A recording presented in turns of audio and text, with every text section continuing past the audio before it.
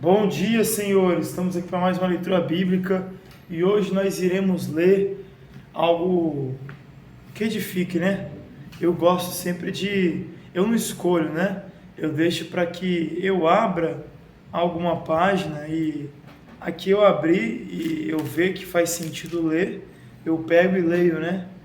E aqui temos. Ó, aqui onde abriu foi a tentação de Jesus. Vamos ler? Eu acho que eu até já li no canal, que é Mateus 4.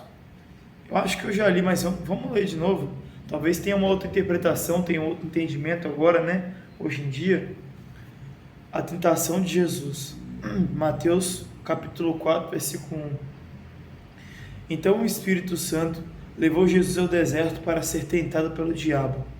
E depois de passar 40 dias e 40 noites sem comer, Jesus estava com fome.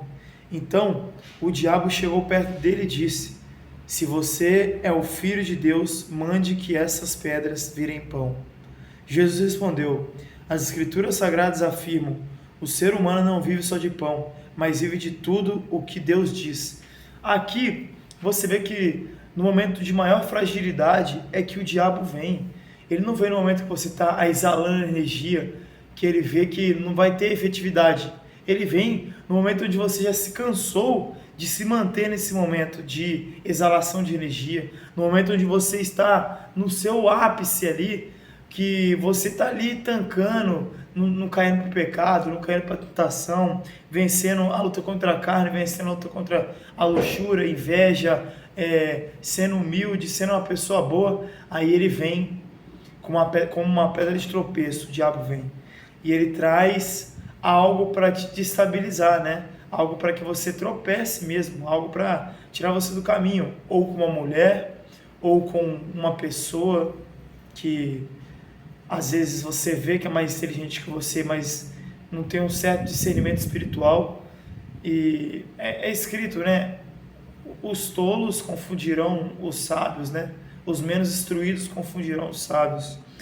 E você acaba que você cai nesse pecado, né? Nessa pedra de tropeço, você acaba tropeçando e, como que eu posso dizer? Você quer voltar, mas como você caiu nessa pedra de tropeço, você fica por um tempo nela ali, porque você estava numa exalação de energia, você estava num caminho tão bom que quando você cai, você pensa: não tem mais salvação para mim, não tem mais caminho, não tem como eu voltar mais, eu acho que eu me perdi por completo, eu não tenho mais a possibilidade, Deus não me ama mais, eu não tenho honra, eu não sou um homem honrado, eu não sou um homem suficiente, eu não sou a pessoa correta que Deus escolheu, eu penso que eu estou em pecado e não sou capaz de ser perdoado. É assim que o cara pensa, mas rapaziada, é exatamente por essas pessoas que Cristo morreu. Se você chega num nível desse de se questionar tanto se você é digno ou não, cara, tome cuidado, que você pode cair em uma apostasia, o amor pode se esfriar a partir daí,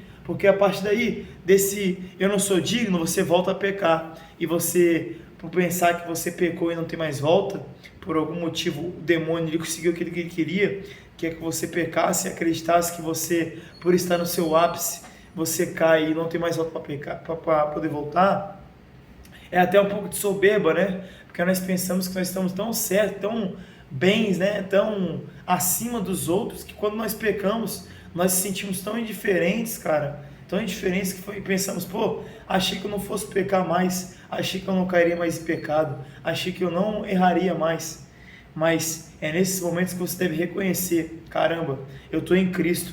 E segundo Paulo diz que por um homem o pecado veio ao mundo, mas por um homem também a possibilidade de salvação, que a glória veio ao mundo, né? A glória de Deus é muito maior do que o pecado do homem.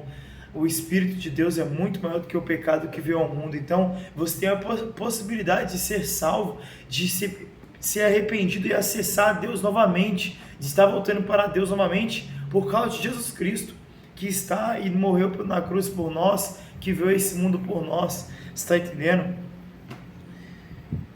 E continua: em seguida o diabo levou Jesus até Jerusalém, a cidade santa, e colocou-o no lugar mais alto do templo. Então disse: se você é o Filho de Deus, jogue-se daqui, pois as Escrituras Sagradas afirmam: Deus mandará que os seus anjos cuidem de você, eles vão segurá-lo com as suas mãos, para que nem mesmo os seus pés sejam feridos nas pedras. Jesus respondeu: mas as Escrituras Sagradas também dizem: não ponha à prova o Senhor seu Deus. O que quer dizer se não põe à prova o Senhor seu Deus? Eu penso que tem dois sentidos, né? O diabo tentando botar Jesus à prova, e também Jesus falando: eu não vou para poder afirmar para alguém, eu não vou me colocar à prova, meu Deus, eu não vou aqui porque tem um cara me desafiando, um cara querendo me tirar do caminho, um cara me atentando, um cara... Ele quer me testar, esse cara provavelmente quer me testar e quer testar o meu Deus. E eu não vou tentar assim, Deus não pode ser tentado. Eu não vou botar à prova o meu Deus em questão de ele ter que provar que ele está comigo. Eu sei que ele está comigo, eu sei que ele está sempre aqui presente, eu sei que ele está sempre ao meu lado.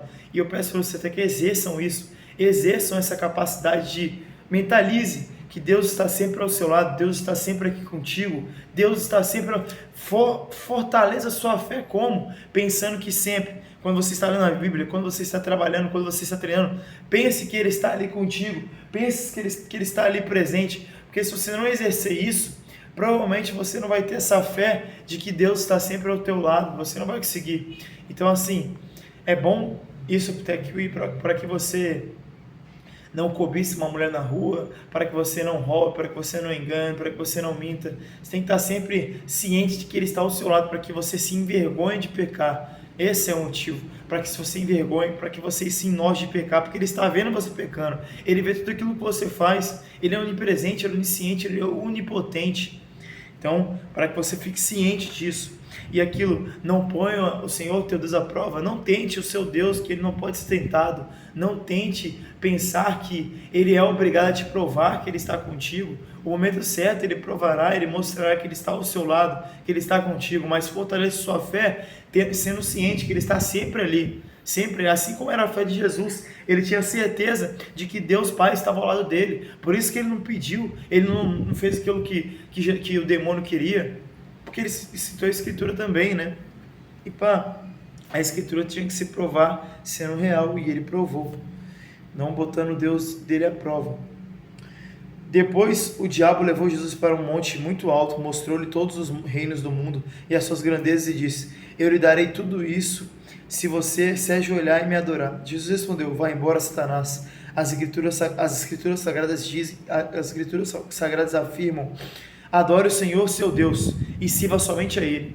Aqui é a pessoa que coloca o dinheiro como sendo algo mais importante, coloca a conquista de algo que não vai agregar em nada na vida dela como mais importante, mas aqueles que são sábios sabem, o mais importante é servir a vontade de Deus. Deus está acima de todas as coisas, devemos adorar a Deus acima de todas as coisas. Então, antes de tudo, antes de dinheiro, antes de conquistas, antes de pessoais, antes de missões terrenas aqui que você tem para fazer, coloque Deus acima de todas as coisas, a missão dele é a mais importante, coloque Ele sobre todas as coisas, porque Ele é o caminho, a verdade e a vida. Ninguém vai ao Pai senão por Jesus. E busque primeiro as coisas dos céus, que todas as outras coisas vos serão acrescentadas. Busque primeiro a Deus, busque primeiro aquelas coisas que vêm de Deus, busque primeiro as coisas verdadeiras, que é as coisas que vêm de Jesus, para que depois disso você possa estar conquistando coisas aqui na terra. Coisas aqui na terra são consequências que Deus te dá, cara. Deus te dá trabalho duro, sincero, e colocando Deus acima de todas as coisas, Ele compensa. Então aqui eu te falo por experiência própria, o trabalho é compensado.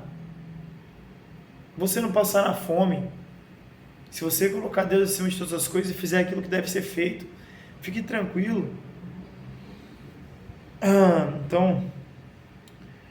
Então o diabo foi embora e vieram anjos e cuidaram de Jesus. Não vale a pena perder a alma e ganhar este mundo, não vale, porque este mundo, ele é material, ele é poeira, ele vai se esfarelar, ele vai deixar de existir, e a vida eterna ela permanece. Então vale mais a pena aquilo que é eterno e aquilo que é para sempre do que algo que é passageiro, beleza? Utilize isso para tudo que é na vida, né? O que vale a pena? Você ter um filho, ensinar aquele teu filho a ser um homem de verdade, ou você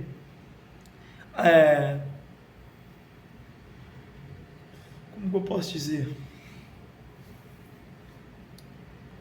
Ou você viver se relacionando com mulheres, com várias mulheres aí, onde não vai gerar nada, não vai gerar um filho para quem você possa ensinar aquilo que você aprendeu, onde não vai gerar nada, vai gerar só talvez doenças, problemas mentais, dificuldade de se aproximar de pessoas no futuro, né? Falta de confiança, que vai ser a perda total, né? Que é aquilo, né?